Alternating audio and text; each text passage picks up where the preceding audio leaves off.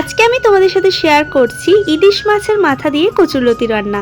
ইলিশ মাছের তো অনেক রকম রেসিপি তোমরা ট্রাই করেছো, বাট এইভাবে একবার কচুরলতিটা বানিয়ে দেখো, খেতে কিন্তু দারুণ টেস্টি হয়।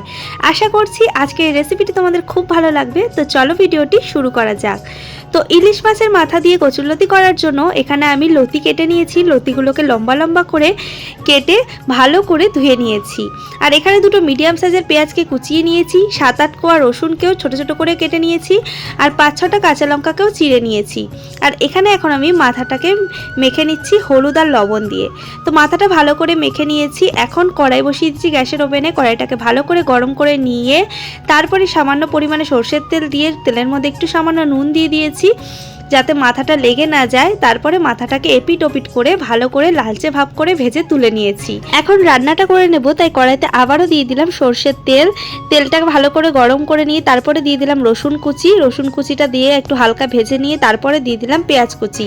এখন পেঁয়াজটাকে একটু লালচে ভাব করে ভেজে নেব। তো এখন দেখতে পাচ্ছ আমি পেঁয়াজটাকে একটু লালচে ভাব করে ভেজে নিচ্ছি। ভালোভাবে ভেজে নেওয়ার পরে এখন দিয়ে দিলাম কচুর লতিগুলোর সাথে চিড়ে রাখা কাঁচা লঙ্কাটাও দিয়ে দিয়েছি। এখন ভালো করে লতিটাকে ভেজে নেব। তো এখন দেখতে পাচ্ছ লতিটা ভালো করে ভেজে নিচ্ছি। ভালো করে ভেজে নেওয়ার পরে তারপরে দিয়ে দেবো লবণ আর হলুদ। এখানে 1 চা চামচ পরিমাণ লবণ, 1 চা চামচ হলুদ গুঁড়ো দিয়ে দিলাম। দিয়ে এখন আবারও ভালো করে লতিটাকে ভেজে নিতে হবে।